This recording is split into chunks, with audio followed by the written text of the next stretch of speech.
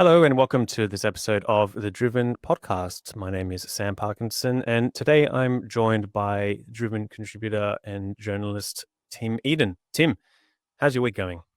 Going really well, thanks, Sam. So far, I tested Tesla FSD, which I think we'll get into later. But yeah, going well. Yes. What about yourself? Yeah, good. Well, I didn't test the FSD model, but I'm looking forward to hearing your thoughts on that a little bit later. I'm driving the ID Buzz at the moment this week, which is not an FSD vehicle, but it's a fun vehicle. But maybe we can talk about that a little bit later. But before then, I just wanted to get into some of the news of the week with you. One of the I guess more popular articles of the week has been regarding Origin's V2G or vehicle to grid trial. So Origin they've announced, so they're piloting a subscription bundle, which is a bundle of a BYD Atto 3, a bi-directional charger, and a dedicated tariff, and offering it for $800 a month to a very small trial subset of customers. I think about 50 people. So, I mean, that's interesting. I mean, what are your thoughts on this? What does this mean? Yeah, it's definitely interesting development. I know, I've heard about the trials or the products you can get, say, in the UK with BYD and Octopus, I think it was. So Mm, it's good to see some of those sort of offerings coming to Australia. mm. Pretty early days yet, I guess. So, I mean, it'd be nice to look at the. I mean, this is a trial thing, so I guess it's you're not going to be locked in for years and years. But if I was sort of embarking on that, I would want to have a look and see what the timelines are, just in case it sort of locks you in, because there might be a better offer coming around in the next 3, 6, 9 months. So Mm. it's yeah. I'm probably the type of person that sits back and sort of has a bit of a look and sees what comes out.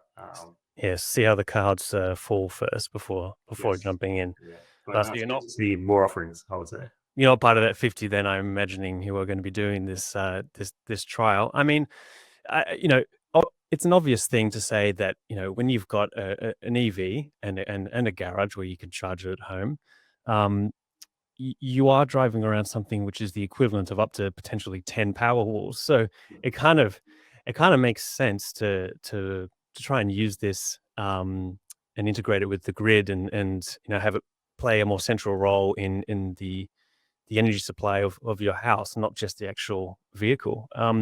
So so in that way, I'm not too surprised to see that this is a development which is happening. Um, $800 a month, without knowing, for those who might not know exactly what that entails, it sounds like a lot of money for a subscription. Yes. Do you think that represents potential value? I mean, it's yeah. If that includes the charger as well, which some of the chargers that are you can buy without being part of one of these trials are sort of close to $10,000.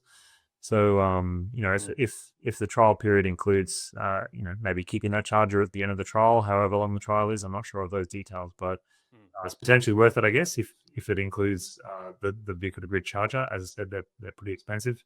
I didn't realize they were that expensive. Did you say $10,000 for? Some of them are close to, yeah. So Oh, I just, there's not a lot of products out there. There's the Sea Energy one. There's a Red Earth one coming out soon, but they're sort of in the realm of $8,000 to $9,000 as far as I know. So good grief. they can be pretty pricey. But I guess you're in this example, you're also getting the car as sort of.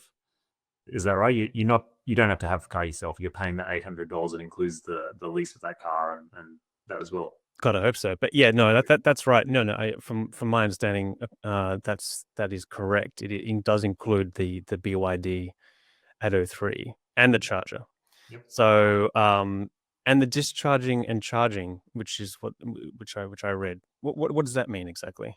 I guess without reading the finer print, I guess that includes just basically they're giving you that you're paying $800, and I'm not sure if there's any additional payments based on exports that you make to the grid. That'd be Mm, interesting to look at. mm, I think it's in terms of the money side of it. I think it's interesting. I'd say you can probably potentially make more money using maybe one of the wholesale retailers and taking full advantage of your battery and getting all the benefits. mm. That's maybe something we can go down a bit further in more detail, but So why is Origin doing this? Is this like is this regulatory pressure? Is it competition? Is it what are the reasons why they might be rolling something like this out? Yeah, I think the reasons probably they might be doing it, obviously it's a trial, so they're looking to get more information on how people might use vehicle to grid in the future. So it's very early days. It's a very, very hot topic, very popular topic. Yeah, well, we do get a lot of readers on our a lot of reads, I should say, on our V2 vehicle to grid articles at the moment. So we definitely know that it's a topic of interest, at least for the readers of the Driven, and dare I say more broadly. It would be interesting. I mean, do we have any data on that octopus trial in the UK as to how that's going and what the feedback is from people involved in the trial? I'm not familiar with the details of how that trial's been going yet, but yeah, or Well, how many cars they have in the trial. I presume it's a lot more than 50 in what Origin is doing here. So yes. So I put you on the spot there. I didn't expect you to have the trial results on hand. But I guess the point being, that would be an interesting thing to look at as well. And I wonder if Origin have looked at some of that data as well and has convinced them to roll out the trial. Nevertheless, it is 50 people. It's not like this is not tectonic plate shifting kind of stuff, but it's a good little subset, and I think it's something that points towards what I would imagine to be a more prominent part of the grid system, that is whether it's VPPs or vehicle to grid, that kind of decentralization of energy. I mean, the Origins are saying they believe that they have saving estimates of around $2,500 on fuel, or around $500 on charging. I mean, do you think does that sound right to you? Is that a bit optimistic? I mean, I guess we'll wait and see, but yeah, I mean, if it depends where you're coming from, I guess. If you're coming from a petrol car, and from maybe 6 years ago now when I last had my petrol car, but I wasn't paying probably close to $2,500 for petrol back then. Prices, to be honest, I haven't looked at petrol prices much since then, but I think they've gone up a bit. So yeah, you probably can save two and a half grand on petrol if you're comparing to a petrol car or a combustion car. If you're coming from an electric car, charging it mainly on solar, then you're probably not paying anywhere near that in your charging costs already. So yeah. I guess it does depend on what you're coming from and what you're comparing it to.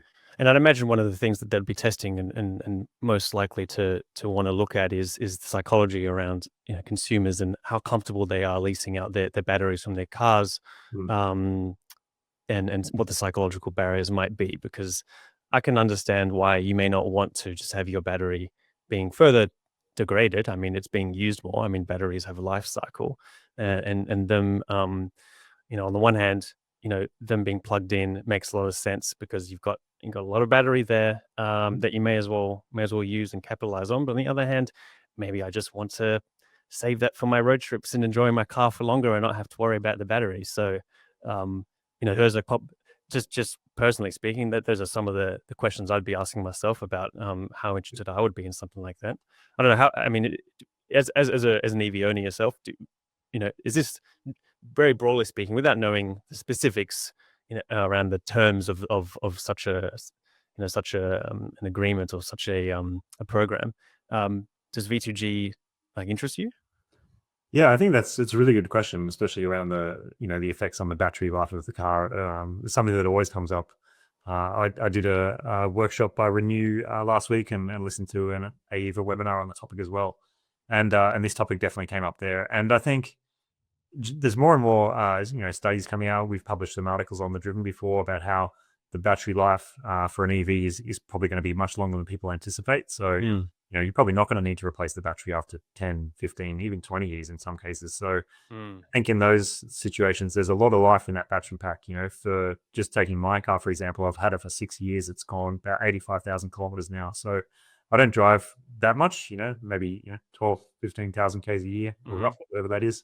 And so the battery is probably going to last for 3, 4, 500,000 kilometers in my old car. And the new cars, some of them are talking about battery life of 1 million kilometers or more.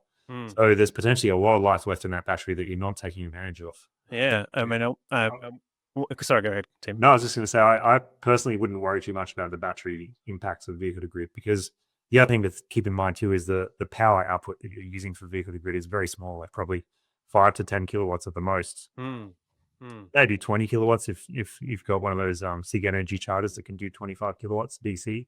Yeah, as I said, when you're driving the car, you potentially got a car that's 150, 200, maybe upwards 500 kilowatts if you're talking a performance EV. So Mm. when you're flooring it, you're pulling a lot of power from that battery pack. But 5 or 10 kilowatts is like just sort of cruising along essentially. So Yeah. treating the battery very carefully in those situations, and I don't think it's going to have much impact, is my personal opinion. So I wouldn't worry about that aspect of it. Oh, that's good. I mean, another question would be, how much would it impact, if at all, the warranty from the manufacturers of the vehicles? A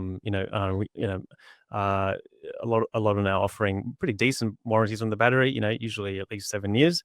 I wonder if they would change that. Change the conditions of that warranty, if you're going to be using it for V2G. Yeah, that's another good question that always comes up as well, and I think that's one of the things that's excuse me, still not really clear in the situation in Australia yet. Mm. I think in this trial, as far as I remember reading, um, they were basically going to make sure that the battery is covered under warranty in this situation with the grid trial. So, you don't have to worry about it in this case. But if you wanted to just, go and install your own vehicle to grid charger and start using it right away, provided you're in one of the areas where you can do that already, you may not have official sort of manufacturer warranty for your battery, depending on what you're doing with it. So, I think that's a bit of an area that needs to be clarified, and more vehicle manufacturers need to come out and actually support it, because there's a number of ones that have come out and said, "Oh yeah, our car is vehicle to grid ready," but Yeah. some actually come out and said, Yeah. "Go ahead and use it as much as you want, and your battery will be fine." Oh wait, you can actually use that. Hold on a sec. Yeah. We said it's available. It doesn't mean you actually use it that much. Yeah, no, that's a good point. And I mean, I would assume that BYD have some clarity around, Yeah. what their participation in this trial would mean, in terms of the battery warranty for those who are participating in it. I don't know what those details are off the cuff, but No. that would be interesting to know, and we will report back to the listeners once we do, if we don't already. We'll have to refer to the article. So let's move on. Porsche, part of the Volkswagen Group, they announced this week that they were pushing back some all-electric launches, and at least one new SUV series, which they had actually said would be an all-electric vehicle. They've now done a bit of an about face on that, and it will debut first as an ICE vehicle and a plug-in hybrid, rather than just a BEV vehicle. So I think that was the SUV series above the Cayenne. So obviously a bit disappointing for those who are looking at luxury brands like Porsche to really start to accelerate their rollout of BEV vehicles. Mhm.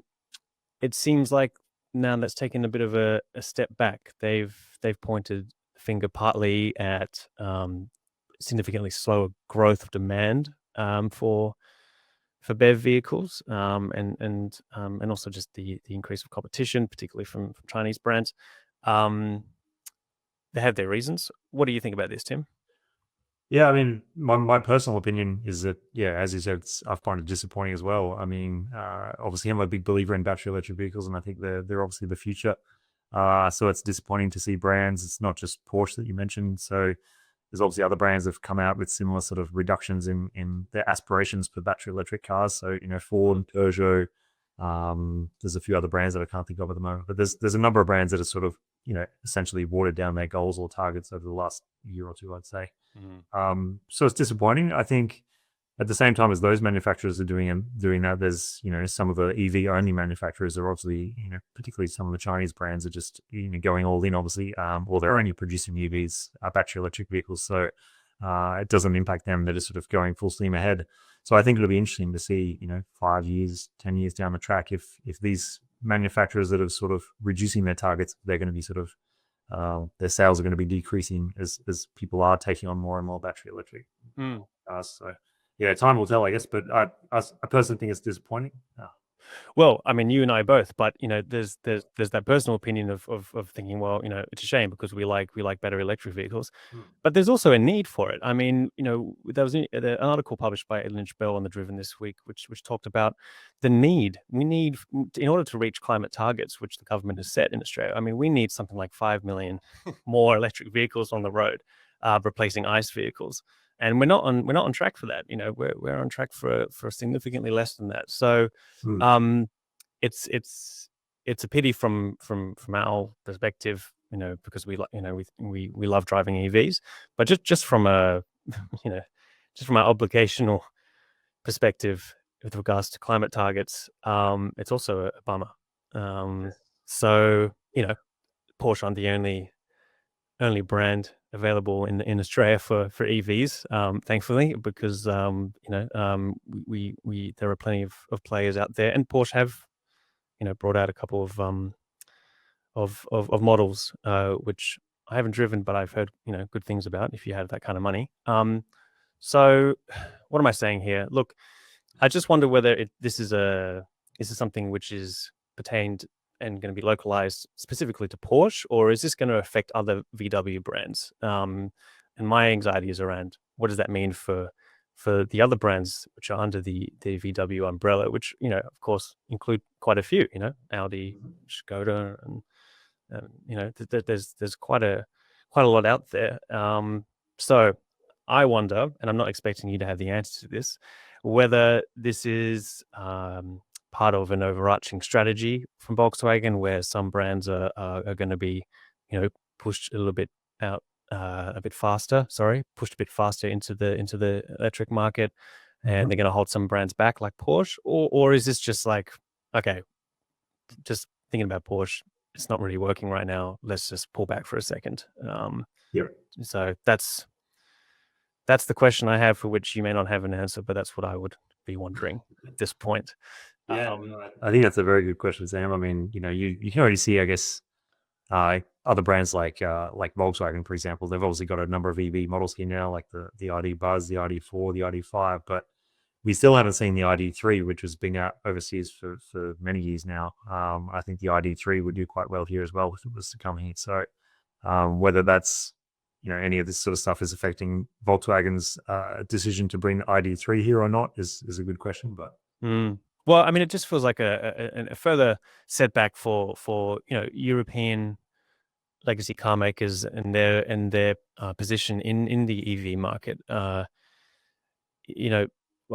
drove the Skoda EVs in the last few weeks, the Enyaq and the Elrock, and for those who are regular listeners to this podcast, that they would have heard me banging on about how I think that those cars are like excellent vehicles and really large and medium SUVs, which we know that Australians love, at a good price, and really just great vehicles. So you get excited about that, and you go, oh, look at what's happening. You've got the European all-electric SUV at a very accessible entry point, and they're a great car. And you think, it's just up from here, and then it's like, wow, is it though? I can't. I want them to. You're doing a great job. I mean, these are great vehicles. So keep bringing them out. Anyway. So again, we'll just have to wait and see what happens with the other VW brands and what impact that would have, if any. We will. I think maybe one thing also to keep in mind, Sam, is just the general shape of technology adoption curves and stuff. Is you've got that typical kind of S bend. So where exactly we are on that S bend, I'm not exactly sure if you plot it, but typically you'll see like it makes a big sharp kick up as the early majority, and the majority starts to purchase those products. So if we're still in that sort of flatter part down the bottom and we haven't quite hit that kick up yet, I think people could be surprised. It could be, you could go from 10% EV sales this year to 15, and it could approach 30, 40, 50 quite quickly. So I think that's back to your point about meeting 5 million EVs on the roads by 2035, I think it was. Then yeah, we've got, there's still a lot of time. Yes, there is time, but I like things to happen quickly. Speaking No, of, me too. I would love it. It's 100% EV sales already, but yeah, there's many people out there who aren't quite ready to buy an EV yet, and no, that's right. That's various right. reasons. So, Yeah, of course, absolutely. But as we see more models go into the market, I look forward to seeing more, you know, more models coming in at that lower price point. 20s. It'd be great to have an EV in the 20s. For an entry level. We're almost there. We're not quite, but that would be a real game changer in my view. So I think that would like something like the BYD Seagull. yes, The internet would be good. I think you also need just compelling models all across the range. Like obviously, you don't really have anything really like compelling in the Ute space yet. There's the depower EO7 that you tested recently, Sam. But I think we need more of those sort of things too. yeah. I was chatting with Sarah Aubrey yesterday from Electrify This, and we're doing a quick sort of video on what we thought about this kind of stuff, and we were just saying, yeah, vans and utes. There's a lot. There's a big commercial market out there waiting for who I'm sure would jump on the opportunity for really accessible and quality electric vehicles for their fleets. And I think fleets will play a big part in the electrification of transport. And we just need more of them because, as you said, there's just not many at the moment. I mean, that depower EO7, great car. I think it's I thought it was very fun. I love that depower doing it. It's not quite a ute, it's not quite an SUV, so it sits somewhere in the middle. It's like its own genre of vehicle, but and that's going to be attractive to some people. But let's be honest, it's not going to be necessarily a straight swap from a Hilux for those who drive those kinds of vehicles. So no, I don't think it's going to be taking over the Ford Ranger or Toyota Hilux sales anytime soon. But don't think so. A few sales, I'm sure. Yeah. Well, we're hoping so. Speaking of EV sales, I know we haven't quite got the September data just yet, but August. Where were we sitting at for August in terms of EV uptake in? Pretty much almost 10%, roughly 10%. So it's Yeah. just over 10,000 EV sales, if I remember correctly. So we're sort of hovering around that 10% for the last couple of months. So. You reckon that'll hold for the September figures? I think September's typically, I mean, for some brands like Tesla, they tend to sort of bunch all their sales up into the last month of the quarter. So given September's the end of Q3, I think we'll probably see Tesla return to number one in September. BYD's been number one for the last couple of months. So I think Tesla will probably jump back up to number one. Interesting to see how much impact, if any, the FSD Supervised release has. If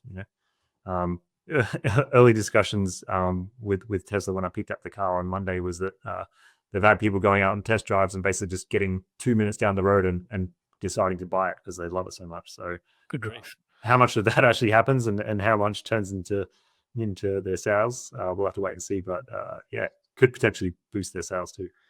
Buying an FSD Tesla on a whim, that would be that's nice. I'm not sure it's representative of the mass market, but cool.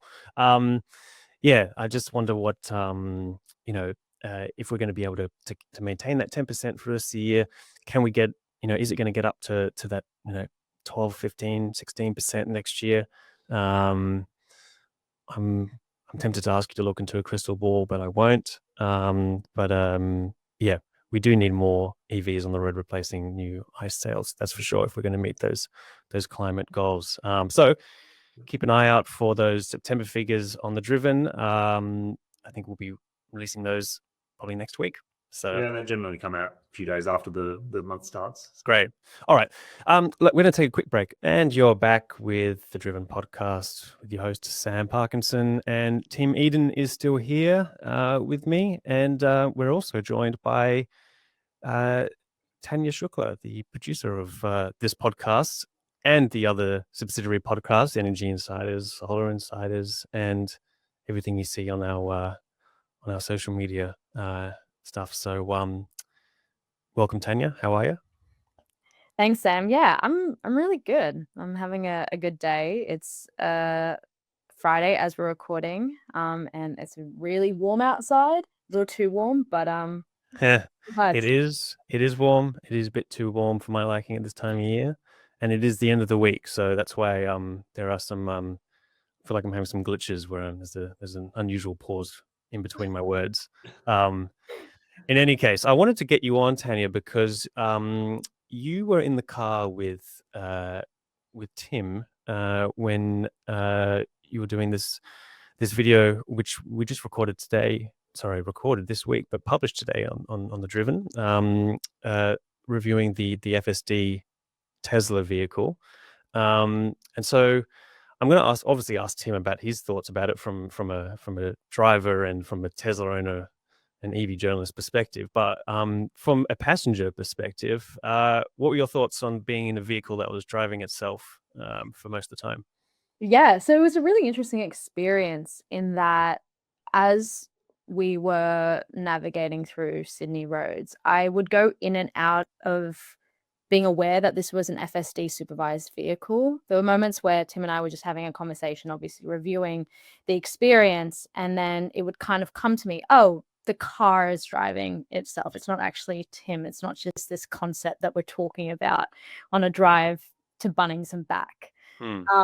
So yeah, there was a lot of moments of awe. There was also a lot of moments of, wow, this technology needs to be regulated or needs to be understood from a lawmaker's perspective, because it feels like the technology has progressed to a point where if it's not regulated, it can kind of continue. And we don't want to get to a place where the social license of a lot of these companies comes into question, and that relationship between, I guess, pedestrians, other road users, and people that drive FSD vehicles comes into question. So yeah, lots of thoughts. Yes. Did you feel comfortable during it? Did you feel safe? I felt comfortable. I felt safe, but towards the end of the trip, actually, after we filmed recording, there was this moment where the Tesla made an illegal turn. And yeah, Tim and I were just watching it. We were just going to see, like, what's going to happen. Is it going to actually recognize that this is a no right turn? But the car got into the right lane. It waited for another car to pass. It waited for all the pedestrians to cross. And then it made that turn. And, you know, I was able to film it, get that on camera. And later on, I was watching it and I was thinking that could have gone really badly, because the person who was driving in the other direction was, you know, a driver, and they didn't know that we were in a FSD supervised vehicle. And so there is this barrier, I think, between car drivers and this type of vehicle where you don't really know how it's going to respond. Now, I guess that's why it's FSD supervised and we have the ability to step in and take over. But I do kind of question whether people, if this becomes a little bit more normalized, are going to be super aware of what's happening or become too reliant on the technology. Interesting. Yes. I mean, there are so many nuances and things like school zones and time of day in which you're driving through a school zone, and, you know, no right turns, but maybe only between 3:30 and 7 o'clock. So, you know, does it take all those things into account? It sounds like, from what you just said, not all the time. So yeah, it's a very, I mean, driving on roads and in different roads and in different regions with different times of day, it's a very complex thing. There's a lot of things that we have to take into account as drivers, which computers surely are capable of doing, but can they do it consistently enough now is the obvious question that I would have. A regulatory perspective, I mean, where are we at? I imagine that nothing's really changed. If you're driving an FSD vehicle, you are still responsible for what you do. And so if you got pulled over by a policeman because of that no right turn, you would be responsible for it. If you had if you banged into a vehicle, you would still be responsible for it. So I suppose Tesla would be saying, you know, okay, it was trying to do a no right turn, but it's really up to you to make sure that it doesn't break that rule. Yeah. And I don't know how it would progress from there. I mean, that's, you know, where would the changes be made, and should it be made at all? Yeah. I think the thing that comes to mind is with pedestrians, and sometimes if a pedestrian is liable, or in those really weird situations where it's not as clear cut as, oh, you've rear-ended my car. I think when it comes to, yeah, the nuances in just daily, like you said, complexities and driving, is this technology able to mimic the rationale that a normal driver would have, or even predict what another driver would do or another pedestrian? So it is interesting, and those examples are spot on. The school zone is, I get confused with that sometimes. I'm like, am I still 5 kilometers away from the school zone? Like, when does the speed change? So yeah.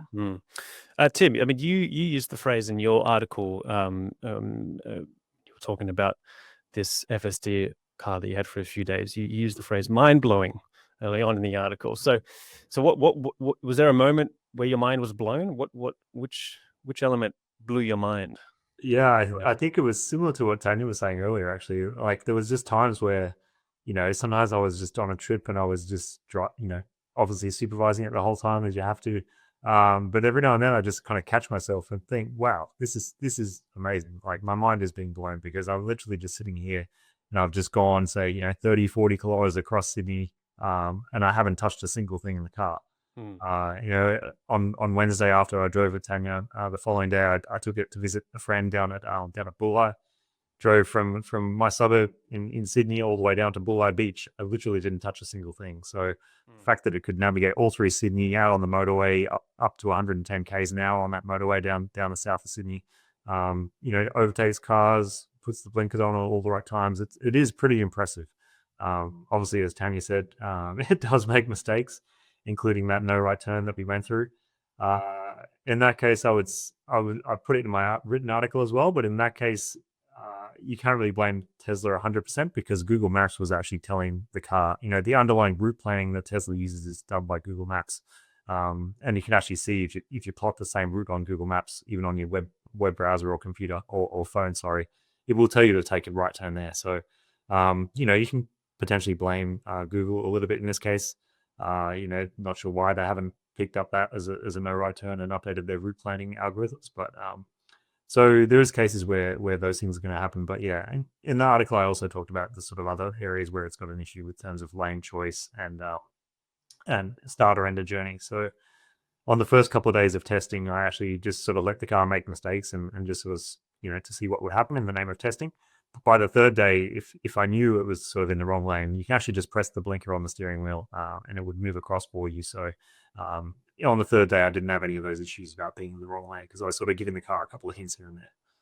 Right. Okay. Yeah. Yes. When you said you were letting it make mistakes, I assume you mean like lane changes, not just sort of knocking people over and. Yeah, no, definitely didn't have any issues having to intervene in terms of safety. Safety for pedestrians or other cars.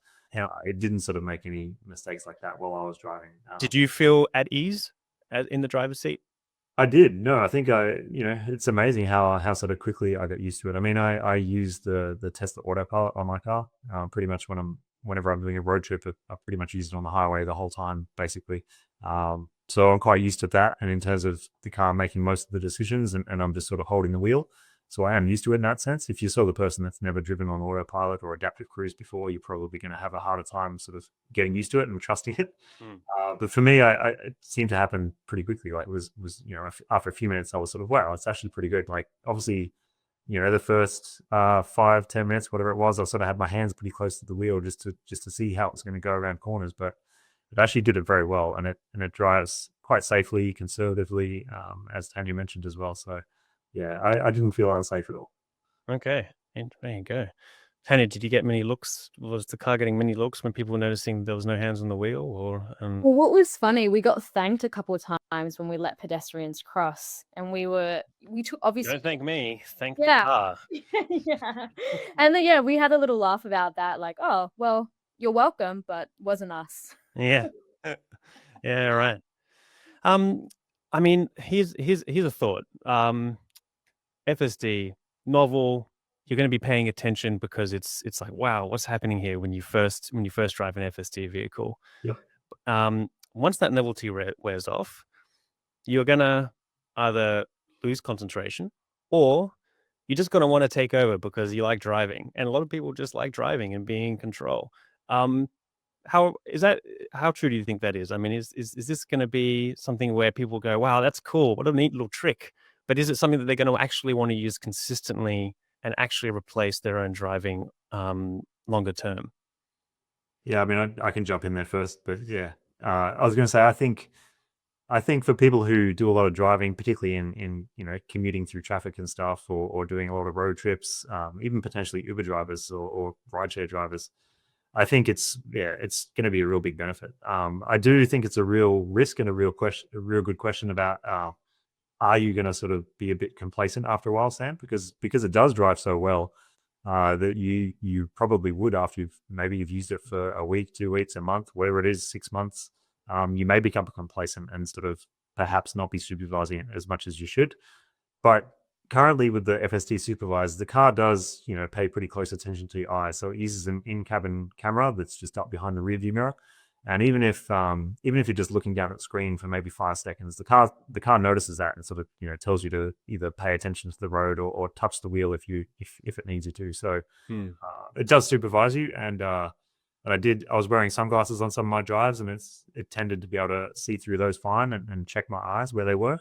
A couple of times it did pop up with a little message saying, driver monitoring unavailable. So I could either just tug the wheel a bit or just take my sunnies off at that point in time, and it would work again. But I think it does a pretty good job supervising. But I think the real question is going to be, as you said, Sam, if people are going to become complacent after a while and sort of not pay attention. Yeah.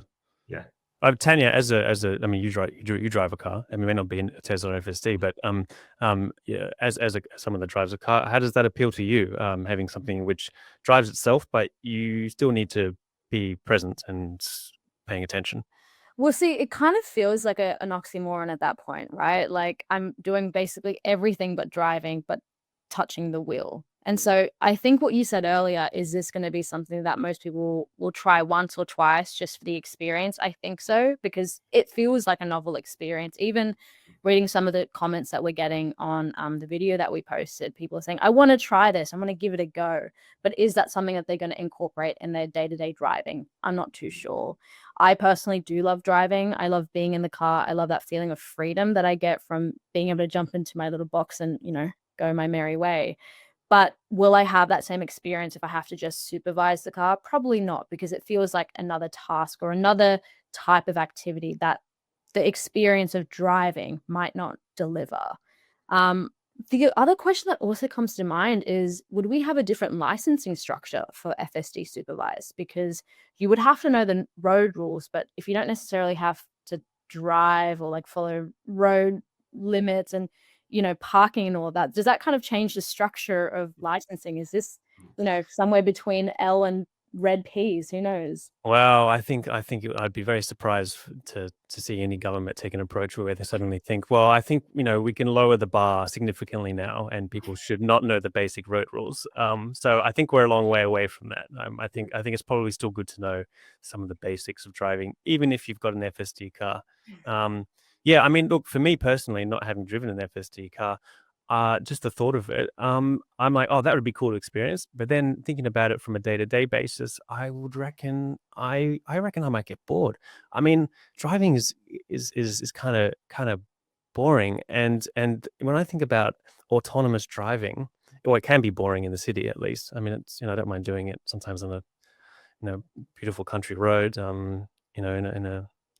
in a nice car, why not? But it can be quite boring, and when I think about autonomous driving, I'm like, the benefits of this would be I can do other things while I'm on the road. Like I can do work, or I can not have to actually pay attention to the road. But the proposition here is, we'll do it for you, but you better keep looking, and you can't do anything else, and you're still liable if anything goes wrong.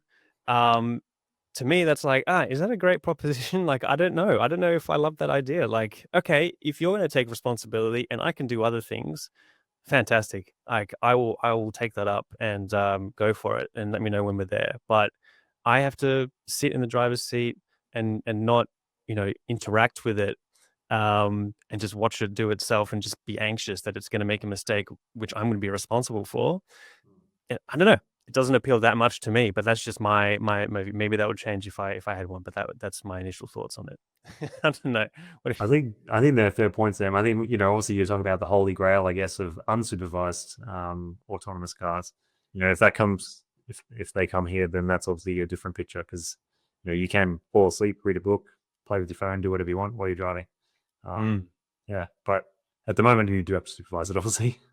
Yeah, it's just worth briefly just mentioning because between driving with Tanya, I did actually go and do a bit more reading up on the rules and regulations in terms of how you can use FSD in Australia. It actually varies state by state, so this is something I didn't put in my written article yet, but basically, it varies depending on which state you're in. So for South Australia, New South Wales, ACT, and Tasmania, you're allowed to use FSD without your hands on the wheel. But Western Australia requires you to have both hands on the wheel. Queensland, you're allowed to have just one hand on the wheel. Northern Territory is this sort of, they say you need to maintain proper control of the vehicle and be actively driving it at all times. So, and Victoria, as far as I know, you need some kind of permit. So there was actually some early testing that Tesla did in Melbourne, did a hook turn and stuff like that. And that apparently didn't have a permit. So it was not actually approved by Victorian government. So yeah, it's a bit up in the air at the moment. And depending on which state you're in, obviously, it's going to potentially be a weird situation. If you get pulled over in WA using this feature and you don't have both hands on the wheel, I presume you can get a fine or something for it. So. Yeah, I mean, I guess to the contrary of what you were saying, Tanya, instead of lowering the bar for road rules, I think you'd have to actually take a special extra course in knowing the different rules in different states, if that's going to be the case. I didn't think about hook turns in Victoria. Good grief, I can hardly do them myself. I would hope a computer could do it better, but I don't know. Those things are confusing. How much does Tesla know about trams in Melbourne?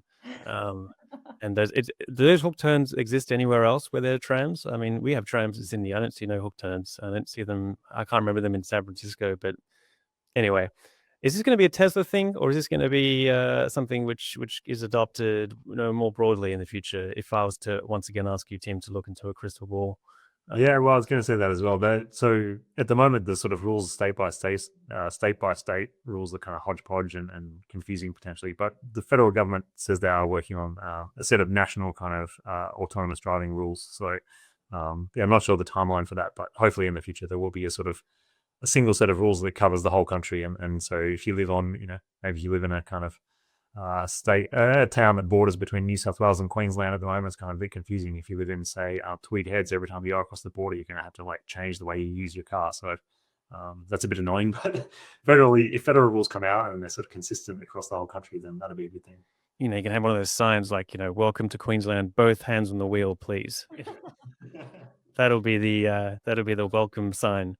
Yep. But back to that question of is this a Tesla thing, or is this going to be something that Tesla starts and is going to be spread to other, more broadly? I mean, what do you see? Do you think, based on what you're seeing at the moment, I know this is early stages of FSD, and of course there are going to be improvements, and of course it will get better, and let's assume that it does. Do you still forecast it becoming something which will be widely adopted? Yeah, it's a good question, but looking into my crystal ball, I would say, there's other brands, Chinese brands that are already in Australia that have more advanced self-driving systems in China, for example. So I believe brands like XPeng and maybe even BYD as well have sort of more advanced versions of their autonomous driving or driver assistance systems, maybe I should call them. Well, when you say more advanced, what do you mean? What's the main differences between what? So, I've seen videos of, I think it could have been XPeng, for example, but they have a system over there in China where you can literally just, if you've got live in an apartment block or something, it can basically memorize which car spot yours is, and you can sort of press a button when you get to the front of your building. It will drive all through the car park and park in your spot for you. So as far as I know, that's not available in Australia at all. So there's just more advanced versions of the software in different countries depending on the regulations. Does it summon in this model? Good question. It was a while ago I watched that. So and it's given the software improves quickly, it's probably even more advanced than what I just described. But yeah. But with the Tesla FSD that you drove, can you summon the vehicle from anywhere? You can, not from anywhere. So there's a sort of, with the smart summon features that you can do today, you have to sort of be within a certain radius of the car, like maybe 50 meters, 100 meters, whatever it is. Yes. So you are supposed to be able to summon it across the car park. I didn't try that feature when I had it. I didn't have it set up in my Tesla app and stuff to be able to do that feature, but yes, yeah.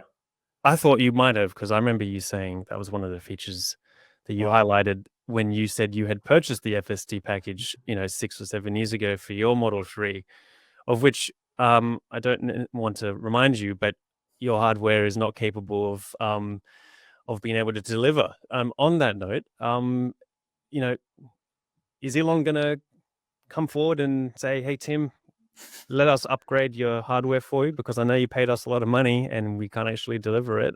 So let's at least do you a favor and give you hardware to be able to support, FSD." Yeah, well, What's I mean, happening with that? I don't think he's going to reach out to me personally, Sam. No, that was a figure of But yeah. even though I'm not even on Twitter, so yeah, or X, sorry. But I know that he has come out and said I think it was in the Q3 earnings call last year, that if hardware 3 vehicles are not capable of unsupervised, so he's not even talking about supervised, which we've got at the moment. He's talking about unsupervised. If hardware 3 vehicles aren't capable of unsupervised full self-driving, we will apparently get a free upgrade. So the only issue with that is, it's hard to believe what Elon says about full self-driving because he's been promising full self-driving for years now. Every year it was like, it's coming this year, and we do have the supervised version now. We don't have unsupervised, which was promised when I bought it 6 years ago. So yeah, and there's no plan, there's no announcement about when these hardware upgrades are coming, what it's going to look like. Is it going to be an upgrade to hardware 4, which is the current cars, what they have? Because there's also some potential doubts about whether hardware 4 can do unsupervised. So maybe it will need hardware 5, which is the next generation, or AI5. So potentially it's going to be, hopefully they can make AI5 or hardware 5 retrofittable into hardware 3. That could potentially be what they do, because hardware 4, as far as I know, is not retrofittable into my car. So the shape of the full self-driving computer and stuff like that just doesn't fit. So it's a silly question, but I mean, do you think they had any idea that they were over promising when they were saying this will be FSD compatible with hardware 3? Because if it's not one hardware upgrade away, it could be 2 hardware upgrades away from actually delivering what they said it could deliver. It could be. And they've made upgrades on this. So there is a case to be made for I think it was hardware 2 people that bought hardware 2 in some of the earlier cars.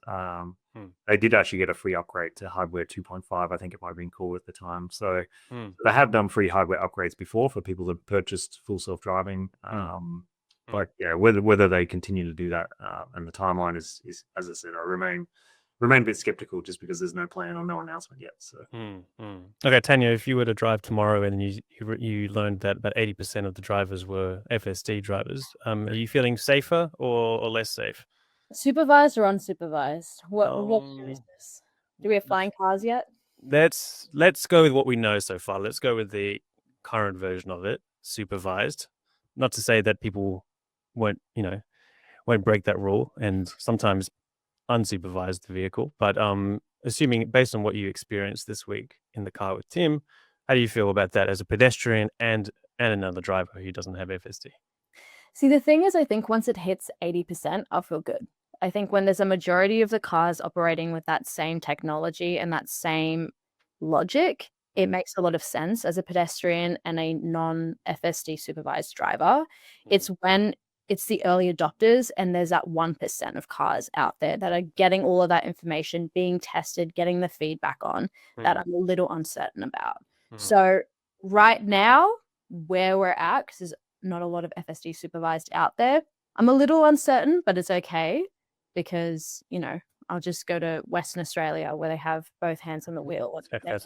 As if they drive with both hands on the wheel and non-FSD cards anyway. No, I mean, they're going to have one arm out the window, whatever anyway. So. Well, the thing as well is your hands are on the wheel, but the wheel is turning. So do you just I don't know, just put your arms there, or are you mimicking the driving? You can't, there's not even hand holders anywhere for you to put your hands near the steering wheel. So it's a bit ironic that they're asking you to put 2 hands on this wheel that you have no control over, that's moving. Well, I think the idea would be that you are in a position to control it if you need to.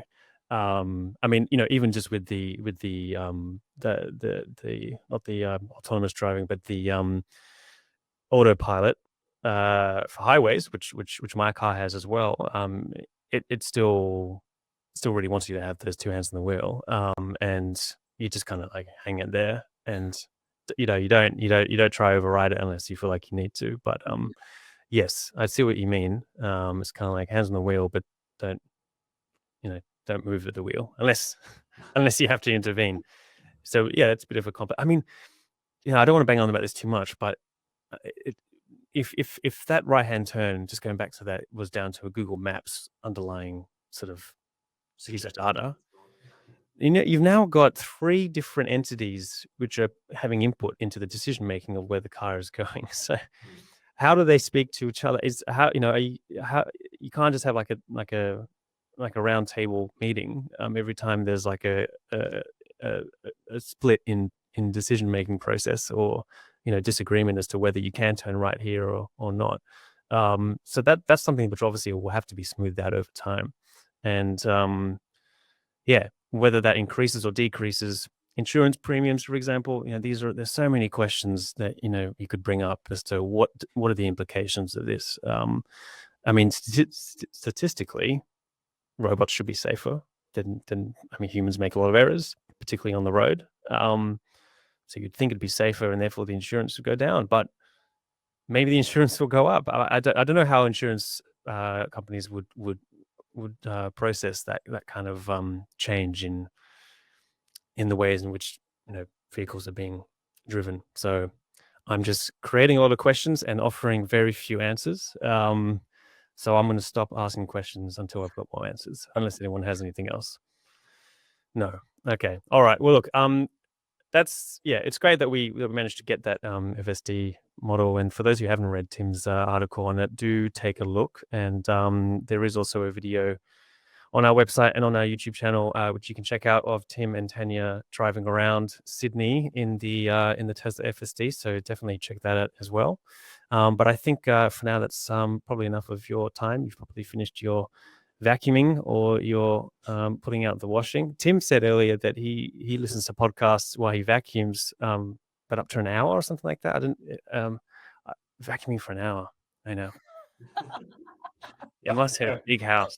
I don't have a particularly big house, Sam, but you're meticulous. You're meticulous. Story house, and if I'm doing it, just gives me the freedom to be meticulous. Like I can pull off the big nozzle and get out the little nozzle, get into the crevices and stuff like that. So I'm not in a hurry to vacuum if I'm listening to a good podcast. Well, we do have full autonomous vacuum cleaners now. So I have one of those at home, and I don't have to pay attention. I'm not necessarily liable for what it does. I mean, I am, but it's does it get lunge to the corners though, Sam? That's the question. I don't know. I don't look in the corners. I don't look in the corners. Doesn't matter. But it's one of the dogs that doesn't shed, so it's not so bad. It's, but it does mop the floor. This robot, and then it vacuums. So full autonomous vacuum cleaners right now. I'm a big yes. Full autonomous self-driving vehicles, TBC. Alrighty, thanks very much, guys, for your time. Thanks, Tanya, for joining in. It's nice to have you on, and thanks, Tim, again for your input. And we'll be back with another episode of the Driven Podcast probably quite soon. See you then.